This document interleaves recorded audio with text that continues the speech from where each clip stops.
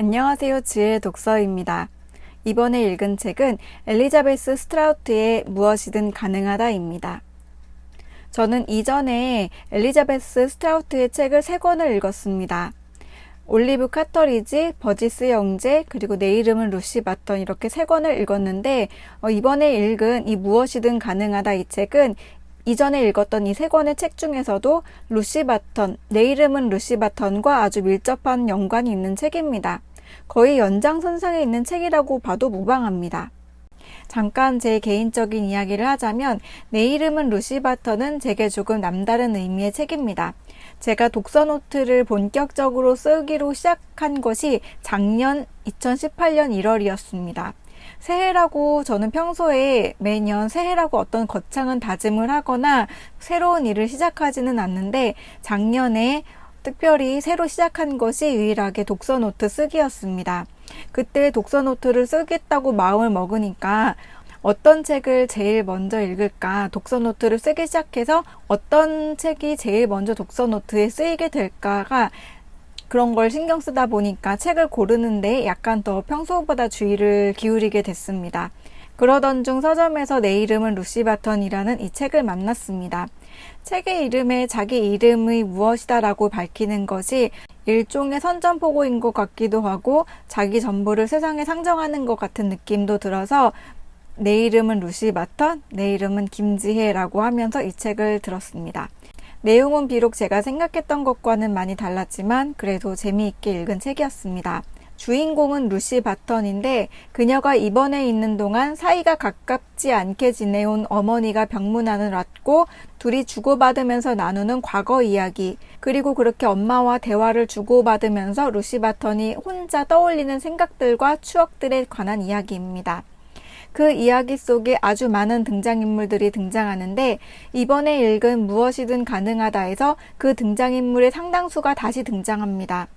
루시 바턴과 그녀의 가족들도 등장하고 루시 바턴의 책, 내 이름은 루시 바턴 이 책도 등장합니다.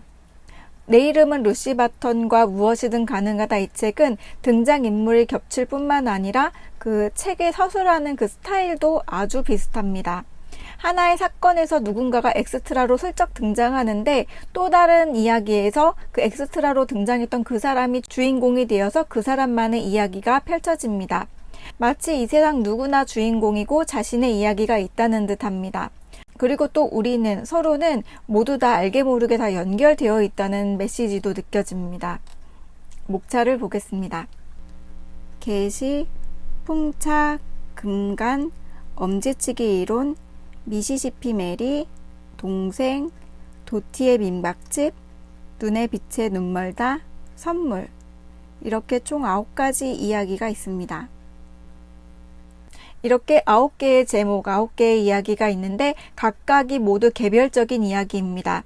하지만 방금 앞서 말씀드린 것처럼 이 이야기에 나오는 모두는 건너 연결되어 있습니다. 예를 들어서 풍차에서 주인공은 패티 나이슬리입니다. 패티는 학교 진로 상담 교사인데 학교에 출근하면서 엔젤리나에게 손을 들어 인사를 나누는 장면이 나옵니다. 그런데 엔젤리나의 이야기는 미시시피 메리에서 다시 펼쳐집니다. 미시시피 메리의 주인공은 엔젤리나입니다. 이런 식으로 모든 이야기가 독립적이면서도 관계는 연결되어 있습니다. 보통 엄마와 딸의 관계에서의 이상적인 모습이 있습니다. 엄마는 엄마로서, 딸은 딸로서 그렇게 고전적이고 안정되어 보이는 관계가 있습니다. 엄마는 딸을 사랑하고 아끼고 애지중지하고 딸도 엄마를 남다른 애정으로 챙기는 관계 말이죠. 하지만 그건 전형적이고 그래야 한다는 일종의 이상적 관념입니다. 하지만 실제로 세상에는 수많은 모녀 관계가 존재합니다. 루시 바턴에서는 그런 점을 드러내고 있습니다. 루시 바턴은 자랄 때 엄마에게 그런 일방적인 모정을 느끼지 못했습니다. 엄마는 루시를 사랑했다고 하지만 애틋하거나 애정이 느껴지는 그런 표현이 없었습니다. 이번에 읽은 무엇이든 가능하다 이 책에서 그렇게 외롭게 그리고 부유하지 않은 환경에서 자라났던 루시 바턴이 잘 성공한 작가로 뉴욕에서 잘 살아가고 있는 모습을 볼 수 있어서 좋았는데 이면에 또 공황장애를 앓고 있는 모습도 있고 해서 약간 안쓰러웠습니다. 이 책의 저자 엘리자베스 스트라우스는 자신만의 스토리텔링 스타일이 있습니다. 이 책에서도 그런 스타일이 여실히 드러나 있습니다. 제가 소설을 쓴다고 하면 해보고 싶은 그런 스타일입니다. 일상에서 느낄 수 있는, 삶에서 느낄 수 있는 미묘한 감정들을 포착해 아주 간질간질하면서도 짜릿한 기분을 느끼게 하고 읽으면서 조용히 아 맞아 그렇지 라고 고개를 부드럽게 끄덕이게 하기도 합니다. 살아가는 방법은 다양하고 모습도 가지각색이며 그렇게 각자는 고유의 자신의 삶을 살아간다는 것을 생각하게 합니다. 그런 부분을 이 책에 등장하는 그런 부분을 소개해드리겠습니다. 계시의 주인공은 토미입니다. 그는 젊은 시절 아버지로부터 물려받은 농장을 운영하다가 자신의 부주의로 화재가 났습니다. 지금은 이제 80이 넘었는데 지금까지도 그때의 공포의 기억을 안고 살아가고 있습니다.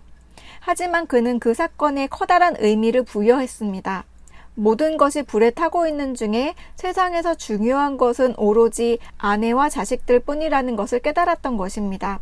결국 화재는 하나님께서 자신에게 알려주고자 내려준 선물과 같은 사건이라고 믿습니다. 그는 그 계시를 남들이 이해할 수 없는 하나님과 자신과의 비밀스러운 사건으로 소중한 비밀로 여기고 계시를 혼자만 간직한 채 평생을 살아가고 있었습니다. 그런데 80이 넘어 오래 알고 지낸 피트에게서 뜻밖의 사실을 알게 됩니다. 참고로 피트는 루시 바턴의 오빠인데 부모님들이 돌아가시고 그 여동생 둘이 다 떠나간 그 집에 혼자서 살아가고 있는 그런 남자였습니다. 그 화재는 피트의 아버지가 홧김에 불을 지른 것이었다고 피트로부터 이런 사실을 듣게 됩니다. 토미는 피트가 잘못 알고 있는 거라고 생각합니다. 그리고 피트가 오히려 오해해서 자신의 아버지가 불을 질렀다고 생각하는 데서 오는 그 마음의 짐을 덜어주려는 마음에 자신이 오랫동안 혼자만 간직하고 있던 그 계시에 대해서 비밀을 털어놓습니다. 그 다음 토미가 피트와 헤어지며 집으로 돌아가는 대목을 읽어드리겠습니다. 집으로 돌아오는 길에 토미는 타이어 바람이 빠져버린 듯한 감각을 느꼈다. 마치 자신을 지금까지 평생 지탱해오던 내부의 공기가 이제 완전히 빠져나간 것처럼. 그는 운전을 하면서 공포감이 점점 커지는 것을 느꼈다. 이해할 수 없었다. 어느 누구에게도 결코 말하지 않겠다고 스스로 맹세했던 것을 말해버린 것이다. 화재가 일어난 그날 밤 하나님이 그를 찾아왔다는 것을. 왜 말했을까?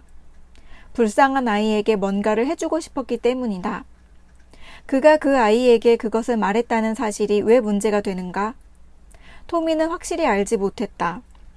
하지만 토미는 자신에게 끼워져 있던 플러그를 스스로 뽑아버린 기분이었고 어느 누구에게도 말하지 않기로 한 그것을 말함으로써 용서할 수 없을 만큼 스스로를 작은 사람으로 만들어버린 것 같았다.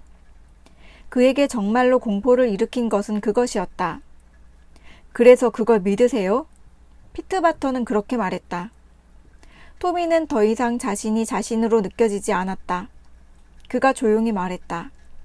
하나님, 제가 무슨 짓을 한 겁니까? 정말로 하나님에게 그렇게 묻고 싶었다. 이어 복잡한 머리로 운전을 해서 집에 도착한 토미는 아내에게 오래전 화재와 자신이 받았다고 생각한 계시에 대해서 말합니다. 그러다 어느 누구와도 공유할 수 없는, 어느 누구도 이해할 수 없는 신비로운 사건이라고 생각한 그것을 아내가 충분히 그럴 수 있는 것으로 아주 보편적이고 일반적인 사건으로 대해버리고 납득하는 아내를 보고 토미는 충격을 받습니다. 그 대목을 읽어드리겠습니다. 그 순간 토미는 깨달았다. 그들이 함께 살아온 내내 그가 그녀에게 말하지 않고 혼자 간직한 그것은 사실은 그녀도 쉽게 받아들일 수 있는 것이었음을. 그리고 이제 그가 그녀에게 말하지 않고 혼자 간직할 그것은 그의 의심, 하나님은 결코 그를 찾아온 것이 아니었다는 그 갑작스러운 믿음은 그 처음의 것을 대체할 새로운 믿음임을.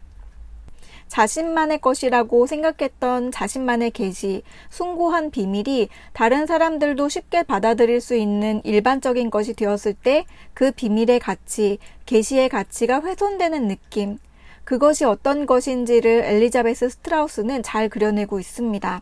게다가 토미는 한평생을 그 계시를 하나님과 단둘의 선물처럼 틀림없는 은혜로 간직하고 살아왔는데 그것이 아무것도 아닌 것처럼 느껴질 때의 허탈함과 공허함과 충격이 고스란히 느껴졌습니다. 이런 일은 누구나 겪을 수 있죠. 아무리 보편적으로 이해되는 사건이라도 개인에게는 충분히 특별한 일일 수 있는 거라고 토미를 위로하고 싶었습니다. 영상은 여기까지입니다. 이번에 읽은 책은 무엇이든 가능하다입니다. 이 책은 일반적인 사람들이 겪는 아주 개별적인 특별한 이야기들로 이루어져 있습니다. 여기 등장하는 사람들은 겉으로는 다 일반적인 사람들, 평범한 사람들처럼 보이는데 그 사연으로 깊이 들어가면 숨겨진 내막들의 이야기가 지독하게 사연이 깊어서 읽다 보면 결코 일반적이거나 평범하거나 이런 거는 존재하지 않겠다는 생각마저 듭니다. 겉으로는 다 평범해 보이고 아무 문제 없는 것처럼 보이는 누구라도 누구나 고민이 있고 누구나 아픔이 있고 누구나 비밀이 있습니다. 제목인 무엇이든 가능하다는 마지막 이야기인 선물에서 나오는 대사 중 하나입니다. 어쩌다가 그 말이 나오는지 궁금하신 분들은 책에서 직접 확인하시면 좋겠습니다. 그리고 또 앞서 말씀드린 것처럼 이 책은 내 이름은 루시 바턴 그 책과 거의 연장선상에 있는 책이라고 봐도 무방합니다. 그래서 그 책을 먼저 읽고 이 책을 읽는 것도 좋고 또 이 책을 먼저 읽고 재미있다면 그 책도 읽는 것도 좋을 것 같습니다. 지혜의 독서였습니다. 감사합니다.